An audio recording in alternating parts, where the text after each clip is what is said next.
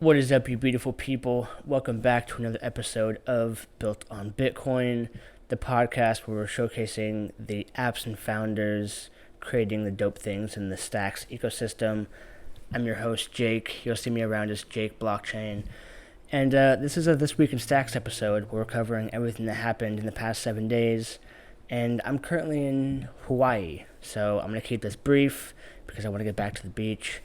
But let's just get into it. So last episode, we saw that Coinbase Prime allowed stacking for their institutional investors, which huge unlock, super dope. We all love what stacking can give us in that delicious Bitcoin yield.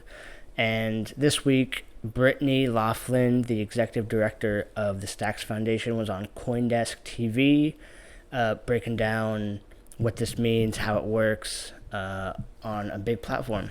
So, yeah, highly recommend checking that out. I'll put a link to the video down below. So that was good. Let me check my notes. This is gonna be rougher than usual. It's impromptu, but rock with me. Next, we saw Xverse, which is the mobile wallet created by Secret Key Labs. Their wallet, which is available on iOS and Android, is now out of beta. So you can use that on your phone to manage your stacks, manage your Bitcoin. You can stack your stacks. You can also move your Miami coin or any other SIP10 token or NFT, is my understanding. I haven't played with it yet, but that's what's posted on the documentation. So that's huge. I mean, being able to do stuff on the mobile, just out and about, being able to move your money and not have to wait to get home to, say, buy or mint an NFT, big unlock. So, loving that. New all-time high. I don't like talking about price. I like talking about stuff being created. But a new all-time high is noteworthy for sure. So, we saw Stacks hit 283 at its peak 2 days ago, I believe it was. So, that's pretty dope. People are definitely becoming more and more aware of Stacks. And, yeah, super exciting. So, next up, big news for DeFi, because tomorrow, Arkadiko launches. I believe it's actually live on mainnet as of 2 days ago, and the first USDA has been minted according to them, but for all of us plebes to use it, tomorrow's the time. So, yeah, this has been a big moment we're all waiting for. Arkadiko launching, Alex Go is next, which is dope. Next, and this is the second to last thing, we had a bunch of NFTs, and shout out to STXNFTSchedule on Twitter. It's just STXNFTSchedule.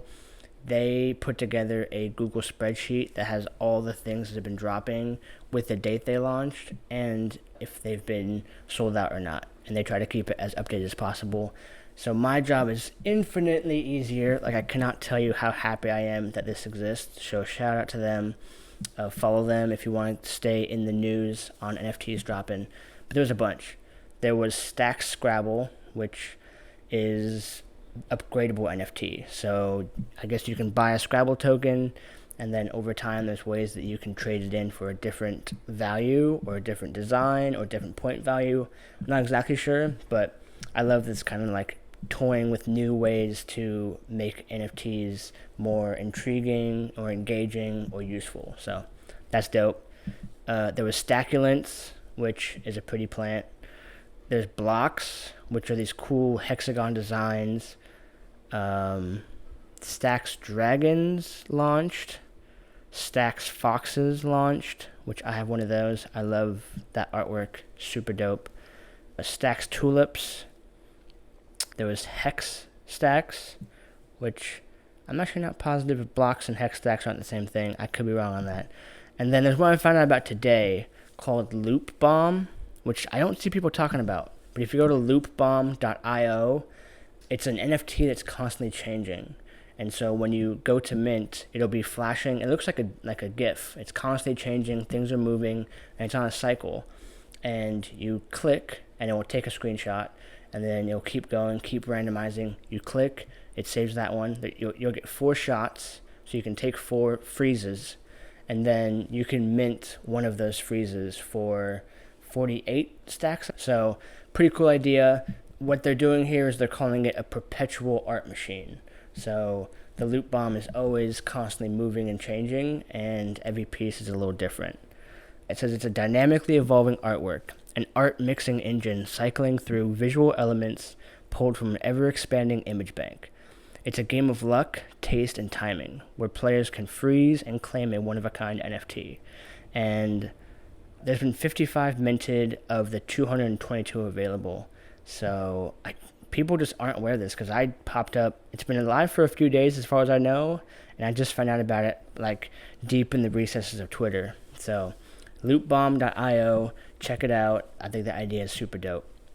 And then last, this week, with the price increase and the interest in stacks going up, there has been a new milestone in how much stacks are currently locked up in the staking process, or the stacking process, sorry. And it crossed the 1 billion mark, which is crazy. That's big ass number. So yeah, in USD price, at the market price, I think currently it's over $1 billion, which is wild. So yeah, that's it for this week. Keeping it super brief. I'll see you guys next week. I got Jamil on the podcast dropping on Friday. But yeah, until then, I love y'all. See y'all next episode.